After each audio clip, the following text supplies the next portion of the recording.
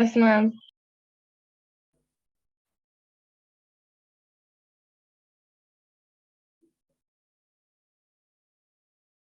हाँ जी, last time बेटा हमने पढ़ा था कॉग्निटिव डेवलपमेंट, याद है आपको? कॉग्निटिव डेवलपमेंट पढ़ा था बेटा, जो जीन पियाजे ने कंसेप्ट दिया था। ठीक है, अगेन समझा देती हूँ मैं आपको स्टार्टिंग से।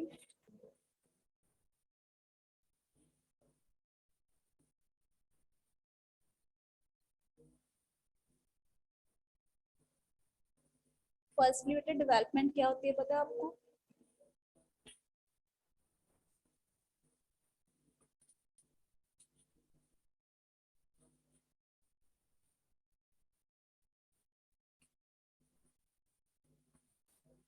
ये हमने पढ़ा हुआ है बेटा पहले। इन दोनों वर्ड्स का मतलब बता सकते हो आप? पता है किसी को?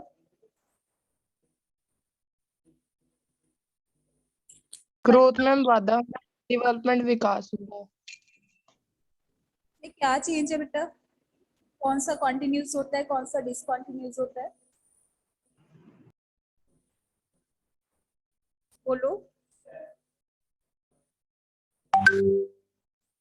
ग्रोथ ਹੁੰਦਾ ma'am, not continue. Not continuous या डिसकॉन्टिन्यूस बोल सकते हो। क्यों? क्योंकि ये एक डिसकंटिन्यू। कंटिन्यूस है। क्यों होती है? क्योंकि एक एज पे जाती है, स्टॉप हो जाती है बच्चे। ठीक है, ओके मैम।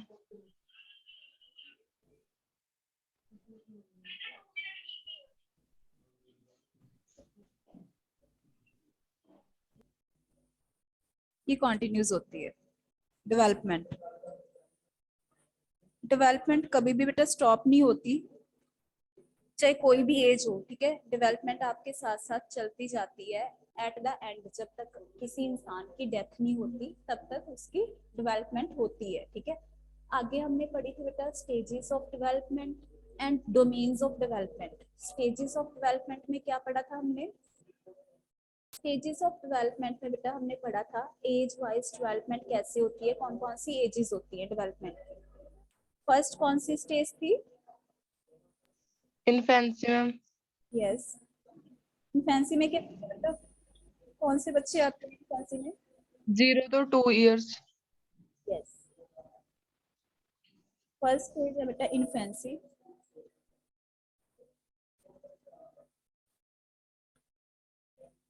नेक्स्ट स्टेज कौन सी है? Early childhood ma'am.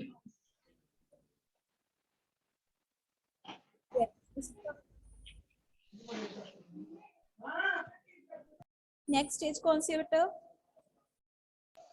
Ma'am early childhood, early childhood 2 to 6 years। Yes, उसके बाद बेटा नेक्स्ट स्टेज कौन सी है? Adolescence ma'am. नहीं बेटा, यही आएगी, चाइल्डहुड की स्टेजेस आएंगी तीनों। ओके। इसमें कौन से आएंगे बच्चे? 6 से लेके 12 तक। 6 से लेकर 12। हाँ जी। लेके 12 तक इसमें आएंगे। इसके बिटवीन कौन सी एज फॉर्म होती है? Middle childhood. इन दोनों बेटा कौन सी होती है? मिडिल चाइल्डहुड बेटा कौन सी स्टेज होती है?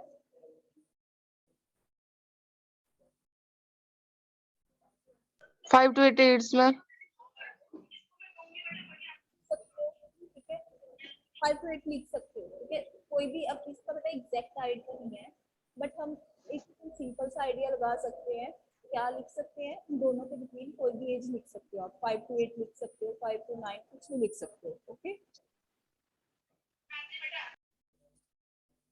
मिडिल चाइल्डहुड की बेटा 5 to 9।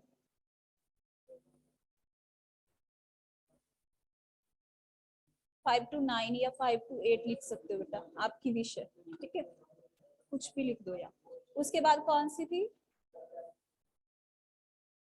नेक्स्ट बेटा, कौन सी स्टेज है?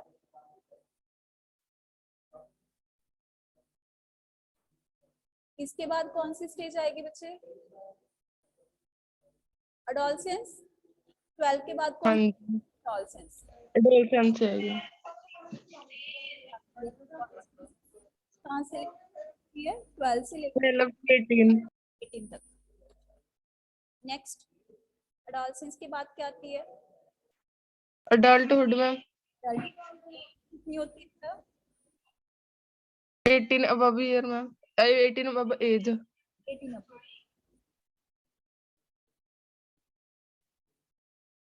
18 से ज्यादा एज वाले किस में आते हैं? अडल्टहुड में आते हैं। उसके बाद एक आपको मैंने नेशनल यूथ पॉलिसी 2014 के अकॉर्डिंग बताया था कि यूथ क्या होता है बेटा।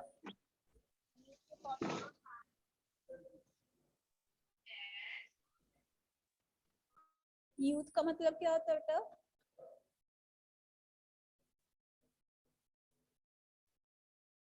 नेशनल यूथ पॉलिसी 2014 के अकॉर्डिंग यूथ में वो आते हैं, वो इंसान आते हैं जिनकी एज कितनी होती है? 15 5 to 29 year, 15 to 29 year, 15 to ma'am. 29। Youth क्या होता है? जिनकी एज क्या होती है? 15 to 20। 29 ईयर। ये मैंने आपको बता दिया बेटा, जो लास्ट यूथ वाला पॉइंट बताया है ये स्टेजेस में इंक्लूड नहीं होगा, ठीक है। आपकी स्टेज है वो अडल्टहुड तक की है, इन्फेंसी से लेकर तक की। ओके बेटा, ओके मैम। आपको पता चल गया। इसके बाद बेटा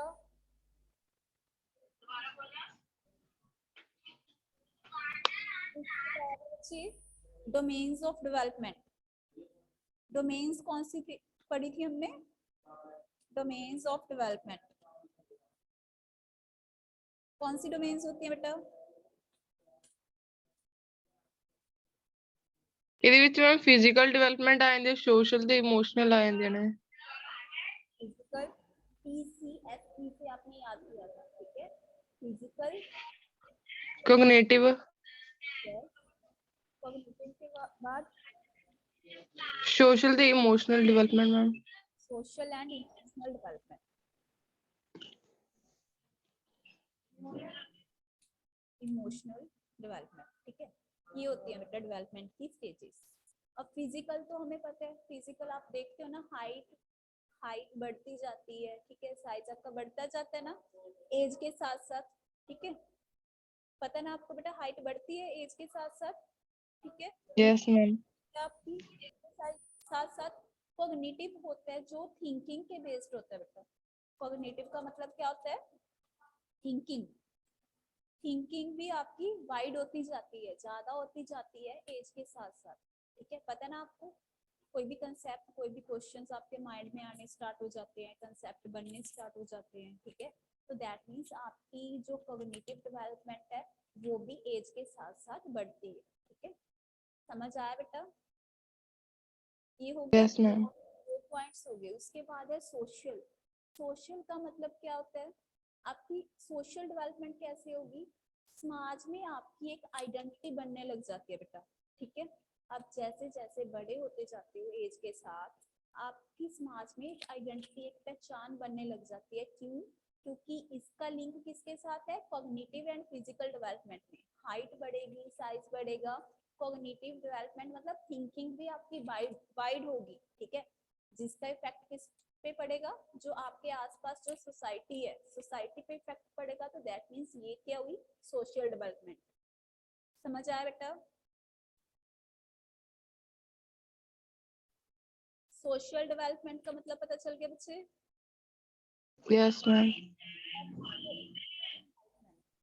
इमोशनल डेवलपमेंट में तो पता ही है आपको, इमोशंस डेवलप होने स्टार्ट हो जाते हैं एज के साथ साथ, ठीक है। एज के साथ साथ इमोशंस डेवलप होते हैं, ये हमने कहा डोमेन्स ऑफ डेवलपमेंट के अकॉर्डिंग, ठीक है। बट होता क्या है कि इसकी एग्जांपल, जो इसकी डेफिनेशन है वो किसने दी थी? जेबी वॉटसन। एक साइकोलॉजिस्ट है बेटा, जेबी वॉटसन। जेबी वॉटसन ने बताया कि इमोशंस जो होते हैं वो एज के साथ साथ डिवेल्प नहीं होते, वो बच्चा जन्म से ही लेके आता है। समझ आ गया बेटा?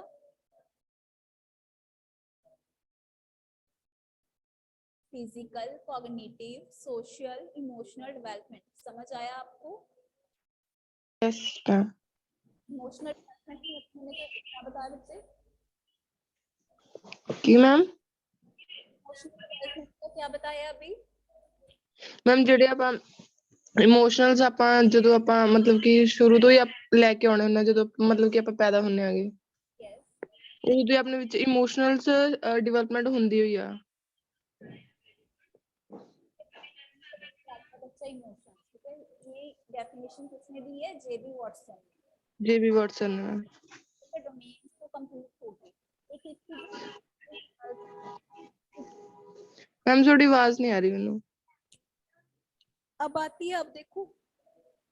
Yes ma'am. कॉग्निटिव डेवलपमेंट बेटा, कॉग्निटिव डेवलपमेंट का जो कंसेप्ट है इसकी डिटेल आपके सिलेबस में मेंशन है, ठीक है। इसकी जो आगे वो स्टेजेस किसने डिफाइन की है? कॉग्निटिव डेवलपमेंट को किसने डिफाइन किया बेटा? जीन पे।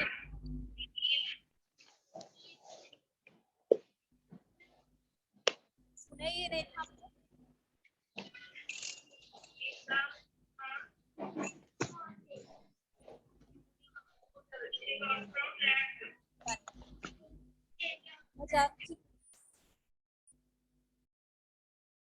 बेटा कॉग्निटिव डेवलपमेंट की जो डोमेन्स थी वो किसने दी है स्टेजेस? जीन पियाजे ने, ठीक है। तो जीन पियाजे ने जो कॉग्निटिव डेवलपमेंट का कंसेप्ट दिया है, पहले जीन पियाजे क्या थे? एक जूलॉजिस्ट थे। जूलॉजिस्ट तो पता है आपको? जूलॉजिस्ट कौन से होते हैं? जिनको जीव विज्ञान की नॉलेज होती है, ठीक है। जीन पियाजे पहले क्या थे? जूलॉजिस्ट थे। बट जब इन्होंने कॉग्निटिव डेवलपमेंट के लिए स्टेजेस दी तो ये उससे फेमस हो गए, तो एज अ साइकोलॉजिस्ट इनका नेम आ गया। समझ आ गया बेटा? साइकोलॉजिस्ट कब बने ये? जब इन्होंने कॉग्निटिव डेवलपमेंट के लिए स्टेजेस दी थी, ठीक है। कौन कौन सी स्टेजेस दी थी इन्होंने, बताओगे आप? Sensory motor ma'am. क्या होता है बेटा उसमें? Sensory motor. हाँ जी, क्या आते हैं बेटा? कौन से पॉइंट्स आते हैं? क्या पढ़ा था इसमें? 0 to years मैम। यस, कहाँ से लेके कहाँ तक होती है?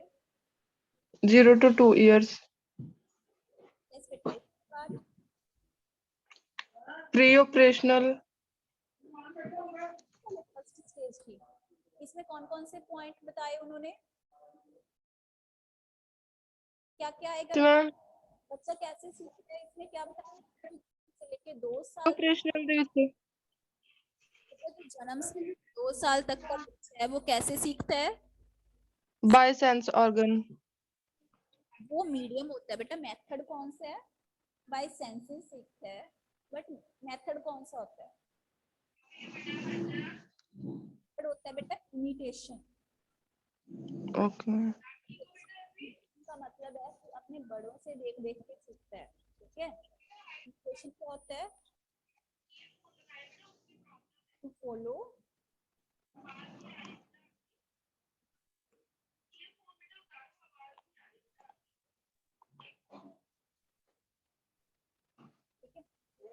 जैसे जैसे बोलेंगे वैसे वैसे ही सीखता जाएगा, ठीक है।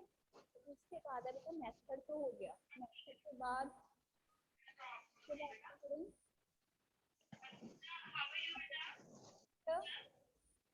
मैम थोड़ी आवाज नहीं आ रही मैनू। अब देखो बेटा, अब ठीक है? Yes ma'am. हाँ जी, मेथड हो गया। मेथड के बाद बेटा मीडियम। मीडियम कौन सा होता है 2 साल तक के बच्चे की एज के लिए? सीखने का क्या मीडियम होता है बेटा? कैसे सीखता है वो? सेंसेस। सेंसेस का यूज होता है ना बेटा। एक आपको एग्जांपल मैंने क्लास में क्या एग्जांपल दी थी?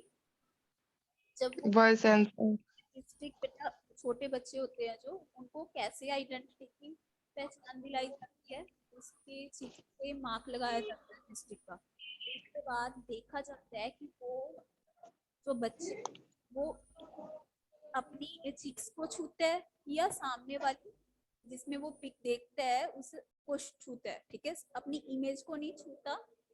समझ आ गया बेटा? अपनी इमेज को छूता है या अपने आप को छूता है, इससे आइडेंटिटी का आइडिया लगाया जाता है कि उसको नॉलेज है या नहीं। समझ आया बेटा? ऐसे उसको सेंसेस के साथ सिखाया जाता है बेटा छोटे बच्चे को। मीडियम क्या होता है? सेंसेस होती हैं। आगे नेक्स्ट, एक्टिविटीज कैसी होती हैं? एक्टिविटीज कौन सी होती है बेटा बच्चे की? ਉਹ मीनिंग ਥੋੜਾ ਥੋੜਾ ਤੁਰਨ ਲੱਗ ਜਾਂਦਾ ਹੁੰਦਾਗਾ ਉਹ बेटा एक्टिविटीज। ਮਤਲਬ ਥੋੜਾ ਥੋੜਾ ਨਹੀਂ ਮਤਲਬ ਉਹ ਹੱਥ ਪੈਰ ਜੇ ਮਾਰਨ ਲੱਗ ਜਾਂਦਾ यस, तो कैसी? ਮੀਨੀ मीनिंगफुल या मीनिंगलेस? ਮੇਬੀ क्या होगी बेटा एक्टिविटीज, मीनिंगफुल या मीनिंगलेस? मीनिंगलेस, ठीक है, ਓਕੇ मीनिंगलेस, कोई मतलब नहीं निकलता उसकी एक्टिविटीज का, ठीक है। समझ आ बेटा यहाँ तक? यस मैम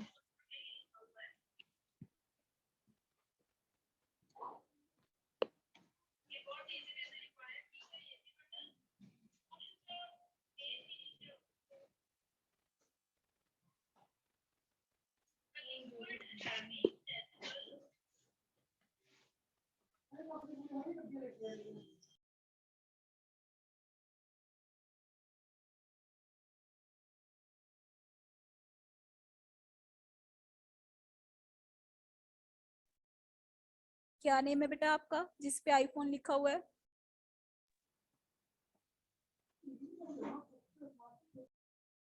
आईफोन वाला बच्चा कौन सा है बच्चे? अपना नेम एंड आईडी लिखो बेटा, आईफोन नहीं लिखना। आवाज आती है बेटा आपको?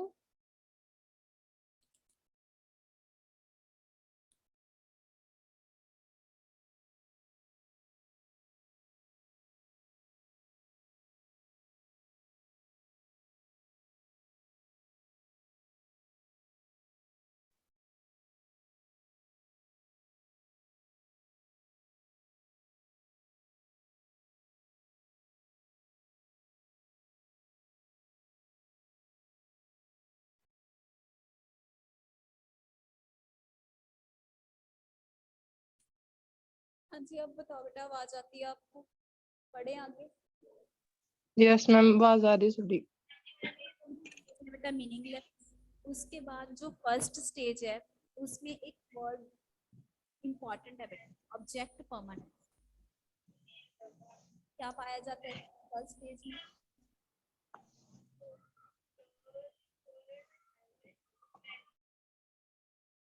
ऑब्जेक्ट परमानेंसी बेटा, इसका मतलब है कि आप बच्चे को कोई भी चीज दिखा के, ऑब्जेक्ट दिखा के उससे हटा नहीं सकते बेटा उस ऑब्जेक्ट को, ठीक है।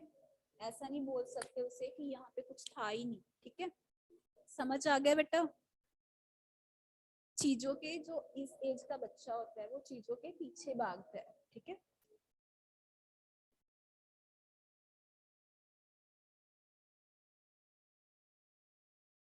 समझ आ गया बेटा यहाँ तक? यस मैम फर्स्ट था, इसमें मेथड होता है इमिटेशन, मीडियम होता है सेंसेस, एक्टिविटीज होती हैं उसकी मीनिंगलेस, ऑब्जेक्ट परमानेंसी पाई जाती है इस स्टेज में। इसका मतलब होता है कि ऑब्जेक्ट से पीछे भागता है बच्चा। ऐसा नहीं कि आप कोई चीज दिखा के उसको वहां से हटा दोगे चीज को, ठीक है, ऐसा बिल्कुल नहीं हो सकता, क्योंकि उसे सब कुछ पता चलता है इस एज के बच्चे को। नेक्स्ट है बेटा, नेक्स्ट स्टेज बोलो कौन सी है? प्री ऑपरेशनल मैम यस बेटा।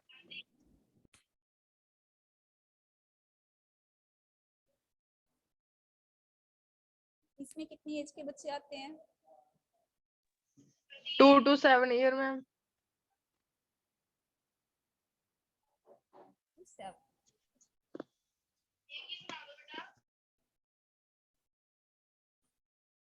अब इसमें क्या होता है बताओगे?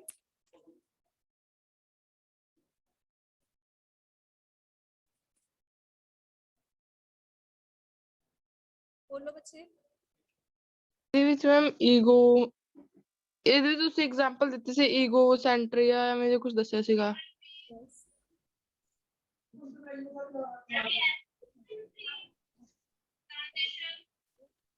क्या एनिमिज्म होता है, तो एक बेटा होता है स्कीमास। ये सभी पॉइंट बेटा इस स्टेज में इन्वॉल्व होते हैं, ठीक है। जो फर्स्ट पॉइंट है, फर्स्ट पॉइंट का क्या मतलब है कि बच्चे को मीनिंग नहीं पता होता कि कांस्टेंट क्या है, ठीक है। जो फर्स्ट पॉइंट है बेटा उसकी डिटेल है ये।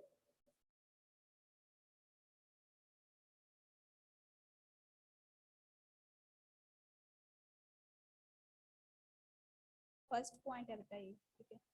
उसकी क्या डिटेल है, इसको मतलब नहीं पता होता इस एज के बच्चे को कि क्या मीनिंग है कांस्टेंट का, कंजर्व क्या होता है, ठीक है। कांस्टेंट का मीनिंग नहीं पता होगा इसको। अब इसको कांस्टेंट का मतलब नहीं पता, तो इसके लिए एक एग्जांपल दी थी आपको, कैसे नहीं पता होता। इस एज का बच्चा क्या सोचेगा, उसकी थिंकिंग बेटा हाइट के बेस्ड होती है कि जितनी ज्यादा हाइट जिस चीज की वो ज्यादा है चीज, ठीक है। तो इसने क्या किया, इसमें 2 ग्लासेस ले लिए, 2 ग्लासेस में अलग अलग पानी डाला उसने, ठीक है। उसके बाद उस दोनों ग्लासेस के पानी को किसने डाल दिया, उसने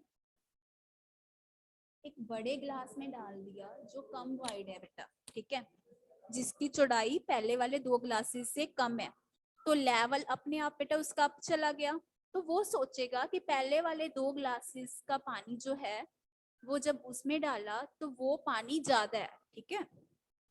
जब हाइट बढ़ गई, उसका लेवल बढ़ गया ना पानी का, तो वो सोचेगा कि उसमें ज्यादा है, ठीक है। पहले होता था ना ऐसे कि जो इस एज का बच्चा होता है ये सोच लेता है कि इसमें ज्यादा है, मैंने ये चीज लेनी है, इसमें ज्यादा है, ऐसे लड़ते हैं ना बच्चे कि ये चीज ज्यादा है बेटा, ये लेनी है मैंने, हमने। तो ऐसा ही होता है इस एज में। क्या होता है कि उसने क्या किया, कैसे एग्जांपल समझा सकते हैं हम। 2 ग्लासेस ले लिए, 2 ग्लासेस में कुछ भी ले लिया आपने, सपोज पानी ले लिया, जहाँ जूस ले लिया उसमें, ठीक है। उसके बाद उन दोनों ग्लासेस के पानी को किस में डाला, उसने एक बड़े ग्लास में डाल दिया जो पहले से कम वाइड है बेटा, ठीक है। चौड़ाई उस ग्लास की कम है, बट वो काफी ज्यादा हाइट पे जब पानी का लेवल चला गया उस ग्लास में, तो वो सोचेगा कि पहले वाले 2 ग्लासेस से पानी किस में ज्यादा है, थर्ड वाले ग्लास में। समझ आया बेटा। Yes ma'am. उसके बाद है नेक्स्ट, तो इसका मतलब ये हुआ कि उसको कांस्टेंट का मतलब ही नहीं पता कि दोनों में पानी सेम है, तो कांस्टेंट का मतलब भी नहीं पता। सेकंड पॉइंट पढ़ते हैं। सेकंड पॉइंट का मतलब होता है, सेकंड पॉइंट का मतलब है उसको सीक्वेंस वाइज लगाना। सीक्वेंस वाइज कैसे लगाओगे, सपोज एक बच्चे को बोला जाता है कि उसने पेंसिल्स को अच्छे से लगाना है, सबसे छोटी पेंसिल, बड़ी पेंसिल, उससे बड़ी, उससे बड़ी, ठीक है। इसके लिए एग्जांपल देखते हैं। सपोज यहाँ पे क्या किया, उसको पेंसिल दी जाती है उस बच्चे को, ये छोटी सी पेंसिल है, ठीक है। उसके बाद क्या किया, उससे बड़ी पेंसिल ले ली, उसके बाद उसको पेंसिल दी उससे बड़ी, उसके बाद इससे भी बड़ी एक पेंसिल दे दी, उसके बाद क्या किया, इससे भी बड़ी एक पेंसिल दे दी। ऐसा देने के बाद उसको बोला गया कि अब इसको उसने बैकवर्ड लगाना है, सबसे बड़ी पेंसिल को आगे लगाना है, उसके बाद उससे छोटी, उससे छोटी, देन उससे छोटी, उसके बाद सबसे छोटी। तो वो कैसे लगाएगा, जब उसने बैकवर्ड सीक्वेंस में लगाना स्टार्ट किया, बड़ी पेंसिल पहले लगा दी, उसके बाद क्या किया उसने, उससे छोटी वाली पेंसिल लगा दी। फर्स्ट 2 केसेस में उसने देखा कि पेंसिल का साइज, पहली 2 पेंसिल का साइज आपस में अलग है बेटा, ठीक है। थर्ड वाली पेंसिल जब लगाएगा तो वो देखेगा कि थर्ड वाली पेंसिल का साइज तो सेम ही आ गया जो पहले था, ठीक है। यहाँ आके बेटा वो कंफ्यूज हो जाएगा, जिसकी वजह से वो आगे वाली 2 पेंसिल्स को लगा ही नहीं पाएगा। समझ आया बेटा, समझ आ गया बच्चे।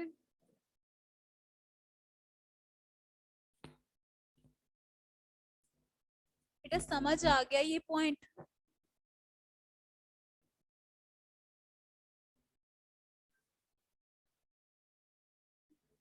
एक बच्चे को बेटा सीक्वेंस वाइज लगाने के लिए बोला गया, उसके बाद उसको कहा कि इसको बैकवर्ड लगाना है, ठीक है। बैकवर्ड जब लगाएगा पहली दो पेंसिल तो सही लगा लेगा वो, ठीक है। सबसे बड़ी पेंसिल लगा दी, उसके बाद उससे छोटी लगा दी।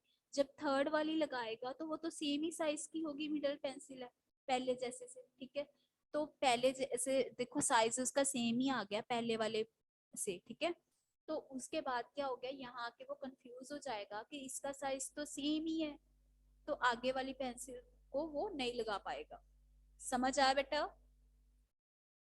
सेकंड पॉइंट भी हो गया। उसके बाद थर्ड पॉइंट है बेटा, इस एज में बच्चा क्या होता है, थोड़ा सा इगोस्टिक होता है, ईगो उसमें ज्यादा होती है, ठीक है। वो कहता है कि जो मैं किया वो सही है, जो मैंने कह दिया बस वही सही है, ठीक है।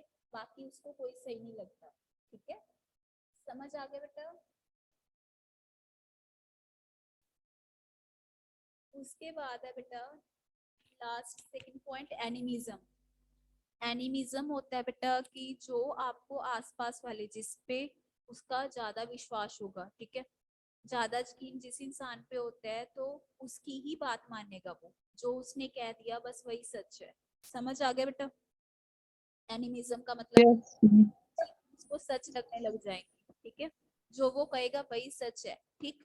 स्कीमास, स्कीमास का मतलब होता है आपके माइंड में नए नए कंसेप्ट, नए नए आइडियाज फॉर्म होने लगेंगे, ठीक है बेटा। स्कीमास का मतलब पता चल गया?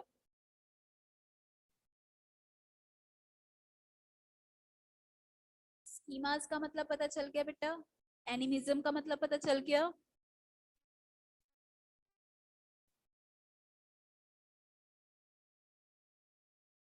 हाँ जी बोलो बच्चे, डाउट है तो पूछ लो बेटा।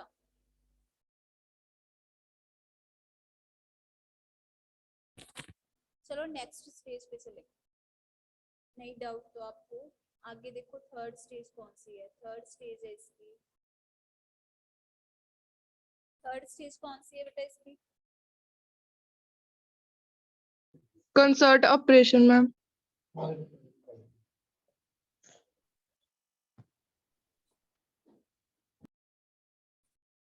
इसमें कौन सी एज के बच्चे आते हैं बेटा? 7 to 11 ईयर। 7 to 11। उसके बाद इसमें क्या क्या पाया जाता है, इस एज के बच्चे में क्या होता है? ਇਹਦੇ ਵਿੱਚ ma'am conservation, conserve ma'am, reserve. Thinking, मतलब थिंकिंग को वो उल्टा सकता है, जैसे पहले 2 गिलास लिए थे, कंजर्व पाया जाता है, मतलब कांस्टेंट का मतलब इसको पता होता है, ठीक है। पहले क्या किया था, 2 गिलास लिए थे, 2 गिलास पानी जब एक बड़े गिलास में डाल दिया, लंबे से गिलास में, तो उसमें पानी का लेवल जब अप गया तो बेटा उसे लगा कि उसमें पानी ज्यादा है। बट इस एज का जो बच्चा है वो समझ लेगा कि पानी तो सेम ही है, ठीक है, चाहे उसमें बड़े वाले गिलास में डालो या दो छोटे छोटे गिलासेस में डालो। समझ आ गया? दैट मीन्स बेटा इसमें थिंकिंग को वो अपनी उल्टा सकता है, बैक जा सकता है। समझ आया? इसके लिए इसके अलावा भी एक आपको एग्जांपल दी थी, 2+8 क्या होता है बेटा? 10 होता है। इस बच्चे को समझ है कि 2+8 क्या होता है? 10।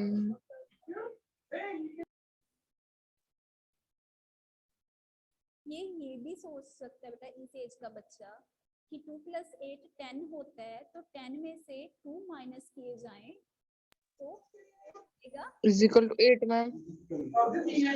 बेटा तो ऐसे अपनी थिंकिंग को उल्टा सकता है से, ठीक है।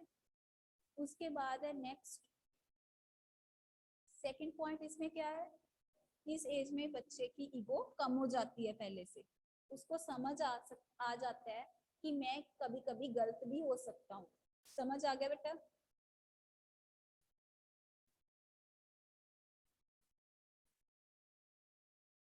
ईगो कम हो जाती है। सेकंड स्टेज पड़ी थी जिसमें बच्चा इगोस्टिक होता है, वो सोचता है कि मैंने जो कह दिया वो सही है, बाकी सब गलत है, ठीक है। बट इस एज में आके बच्चे को पता चल जाता है, वो अपनी गलती मान लेता है, गलती होती है तो वो मान भी लेता है कि हाँ मैं कहीं कहीं पे गलत भी हो सकता हूँ, ठीक है बेटा। समझ आया यहाँ तक? नेक्स्ट स्टेज आ पढ़े। गया, नेक्स्ट पढ़ लो।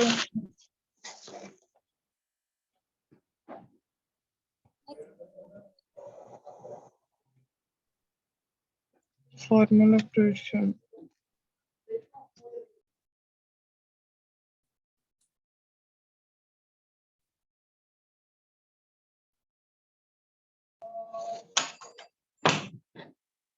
इसमें क्या है?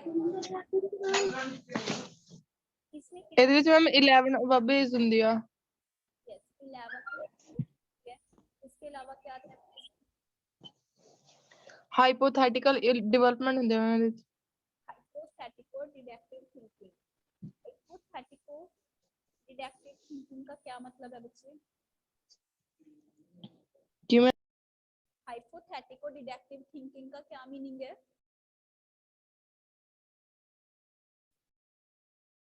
डिडक्टिव थिंकिंग क्या मतलब है इसका? हाइपोथेटिको डिडक्टिव थिंकिंग का मतलब है बेटा कि जो बच्चे है वो लॉजिकल वे से, सिस्टेमेटिक वे से सोचने लग जाएगा, ठीक है, जिसकी वजह से वो अपनी जो भी सिचुएशन, जो भी मुश्किल है उसका हल बेटा इजीली ढूंढ पाएगा। समझ आया? इजीली बेटा उसकी जो मुश्किल है उसका सोल्यूशन उसको मिल जाएगा। समझ आ गया बेटा? हाइपोथेटिको डिडक्टिव थिंकिंग क्या होती है? बच्चा लॉजिकल वे से, सिस्टेमेटिक वे से सोचने लग जाता है, जिसकी वजह से उसकी थिंकिंग क्या हो जाती है? इफेक्टिवली वे से वो किसी भी क्वेश्चन का सोल्यूशन अच्छे से ढूंढ पाएगा। समझ आया बेटा? हाइपोथेटिको डिडक्टिव थिंकिंग का मतलब पता चल गया? Yes ma'am. नेक्स्ट है बेटा मेटा थिंकिंग। मेटा थिंकिंग क्या होती है? मेटा थिंकिंग होती है बेटा थिंक अबाउट थिंकिंग। जो आपकी सोच है उस पे भी आप अगेन सोचो कि हाँ, ये बच्चा सोचने लग जाता है कि मैं भी कहीं पे गलत हो सकता हूँ, ठीक है। थर्ड स्टेज में पढ़ा था ना कि बच्चे में ईगो कम हो जाती है, वो सोचता है कि गलती उसकी है, कहीं कहीं पे वो भी गलत हो सकता है। तो लास्ट स्टेज में आके क्या होता है? वो अपनी थिंकिंग पे भी सोचता है बेटा, इसको बोलते हैं think about thinking. Meta thinking का मतलब क्या होता है? थिंक अबाउट थिंकिंग, जिसकी वजह से वो क्या सोचता है? अपनी जो भी आइडियाज, जो भी उसने सोचा होता है माइंड में, थिंकिंग, उसको भी सोच के बोलता है, डिसीजन को बहुत ज्यादा सोच समझ के लेता है। समझ आया बेटा? उसके बाद है नेक्स्ट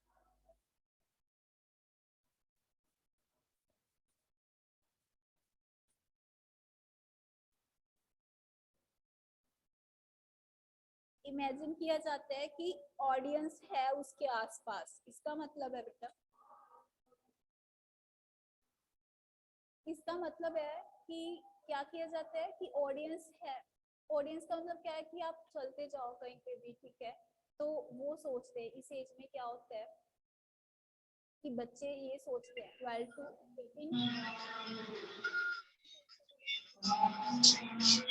18 कौन है ये?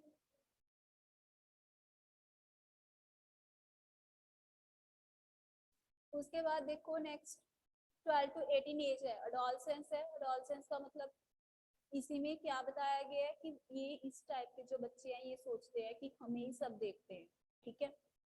तो ऐसा होता है ना आपके साथ? इस एज के जो बच्चे हैं बेटा वो कहीं पे भी जाते हैं, किसी पार्टी किसी फंक्शन में जाते हैं, तो वो सोचते हैं कि सब हमें ही देखते हैं, ठीक है, तो उन्हें ये चीज लगती है। उसके बाद है नेक्स्ट